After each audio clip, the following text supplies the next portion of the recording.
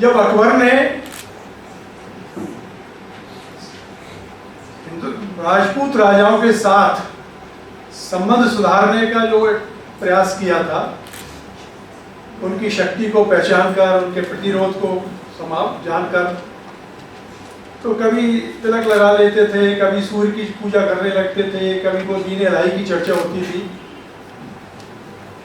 तो बदायूं ने बहुत उसके खिलाफ लिखा कि ये कुफ्र कर रहे हैं, इस्लाम को नीचे ला रहे हैं, ये काफिरों के साथ मेलजोल बढ़ा रहे हैं, शिर्क कर रहे हैं। एक शेख अहमद सरंदी थे, उसने तो काफी क्रिटिसाइज किया था अकबर को। 1605 में जब अकबर की मृत्यु हो गई, वो जहांगीर गद्दी पर बैठा, तो उसने बताया आपके वालिद हुजूर ने तो इस्लाम का बहुत नुकसान किया है, वापस शरीयत की स्थापना करनी है, वापस निजाम मुस्तफा लाना है, तो इन हिंदुओं के श्रद्धा केंद्रों पर कुछ प्रहार करना पड़ेगा। तो अकबर ने प्रयागराज का नाम इलाहाबाद रखा था। इलाहाबाद में एक अक्षयवट है, पूरे हिंदुस्तान के तीर्थयात्री वहां आते हैं अपनी श्रद्धा के व्यक्ति के लिए।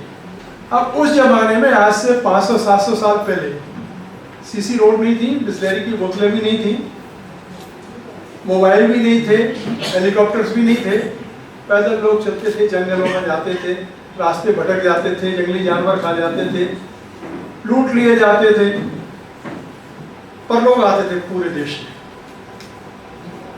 तो उस अक्षयवट को काटा गया, जमीन से मिलाया गया, एक लोहे का मोटा तवा बिल्कुल लाल करके उसके ऊपर रख दिया, ताकि फिर से अंकुरित पल्लवित ना हो पाए। साल भर के अंदर उस तवे को फोड़ के पत्तियां निकल आई। इस घटना को सर जदुनाथ सरकार ने शिवाजी एंड हिज टाइम्स में शिवाजी के स्वराज्य राज्यारोहण से जोड़ा है कि 1674 में शिवाजी जब राज्य पे गद्दी पे बैठे, ये ऐसा अवसर है जिसने सिद्ध किया है कि हिंदू संस्कृति के अक्षयवट को कोई समाप्त नहीं कर सकता। तो वास्तव में शिवाजी ने उस सनातन संस्कृति के फिर से पुनर्स्थापना की।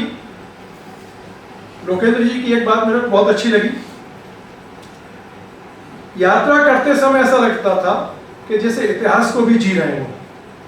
उन्होंने जदुनाथ सरकार को भी पढ़ा, बालाजी पुरंदरे को भी पढ़ा, विजय देशमुख को भी पढ़ा, राज्याभिषेक के समय मौजूद अंग्रेज की डायरी भी पढ़ी, रामचंद्र अमात्य का भी आज्ञा पत्र पढ़ा, और उसका जो विवरण लगता है, ऐसा लगता है कि अपन उस घटना में खुद खड़े होकर उसको देख रहे हैं।